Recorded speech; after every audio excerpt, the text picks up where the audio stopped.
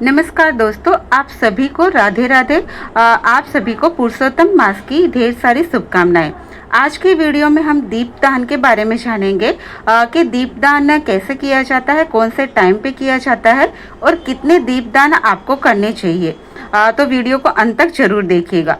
अधिक मास अभी शुरू हो गया है और यह महीना श्री हरि भगवान विष्णु की पूजा के लिए अत्यंत विशेष माना जाता है। शास्त्रों में कहा गया है कि अधिक मास में यदि कोई व्यक्ति सच्चे मन से भगवान विष्णु की आराधना करता है, दीप दान करता है और तुलसी पूजन करता है तो उसे अनंत गुना पुण्य फल प्राप्त होता है। इस महीने में जितना हो सके भगवान का स्मरण करना चाहिए। यदि आप बहुत बड़े बड़े अनुष्ठान नहीं कर सकते तो भी कोई बात नहीं है। केवल आप श्रद्धा से दीप दान कर लीजिए, वही अत्यंत शुभ माना जाता है। दीपदान आप प्रतिदिन भी कर सकते हैं और यदि रोज समय नहीं मिल पाता है तो एकादशी, अमावस्या, पूर्णिमा या फिर प्रदोष दिन भी आप अवश्य ये दीपदान कर सकते हैं। लेकिन जो लोग प्रतिदिन तुलसी माता के नीचे दीपदान करते हैं उन पर भगवान विष्णु और माता लक्ष्मी दोनों की विशेष कृपा बनी रहती है। तुलसी श्री हरि को अत्यंत प्रिय है, इसलिए तुलसी के पास किया गया दीपदान कई गुना अधिक फलदायी माना जाता है। अब बात करते हैं कि आप दीपक कैसे तैयार करें।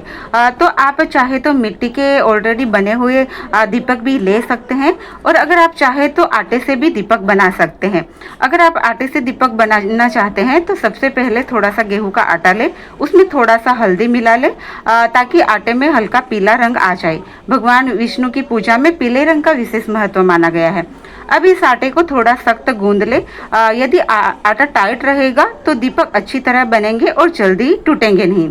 इसके बाद छोटे छोटे गोल दीपक बना ले। आप अपनी श्रद्धा के अनुसार 5, 7 या 11 दीपक बना सकते हैं, पर पुरुषोत्तम मास में 33 की संख्या का बड़ा महत्व होता है। 33 की संख्या 33 कोटि देवताओं को समर्पित होती है और पुरुषोत्तम मास में 33 कोटि देवताओं की पूजा की जाती है। इसलिए आप 33 की संख्या में ये दीपक बना लेना। अब इन दीपकों में तेल डालना है।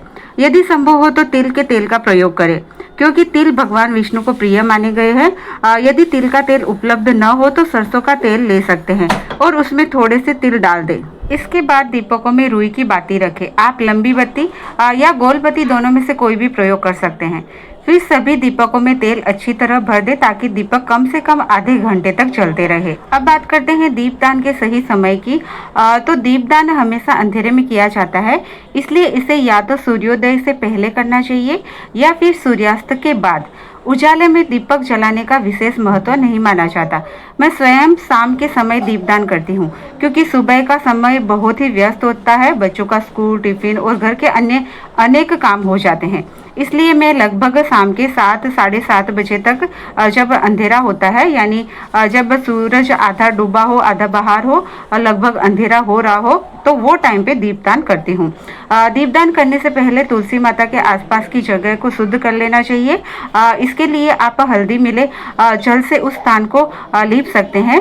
यदि आपके पास गाय का गोबर उपलब्ध है तो उससे भी आप लेपन कर सकते हैं, उसे भी शुभ माना जाता है। लेकिन यदि गोबर उपलब्ध नहीं है तो केवल हल्दी का प्रयोग भी इनफ रहेगा। इसके बाद वहां हल्दी से स्वस्तिक बनाए। स्वस्तिक शुभता और मंगल का प्रतीक माना जाता है। अब दीपकों को रखने से पहले उस स्थान पर थोड़ा सा तिल अर्पित करें। भगवान विष्णु की पूजा में तिल का विशेष महत्व होता है। विशेषकर एकादशी के दिन चावल का प्रयोग नहीं किया जाता, इसलिए तिल चढ़ाना अधिक शुभ माना जाता है। इसके बाद सभी दीपकों को तुलसी माता के नीचे व्यवस्थित रूप में रख दीजिए। अब एक एक करके सभी दीपकों को प्रज्वलित करें। ध्यान रखें कि एक दीपक से दूसरा दीपक नहीं जलाना चाहिए। सभी दीपकों को अलग अलग जलाएं। जब सभी दीपक जल जाए तब उनका पूजन करें।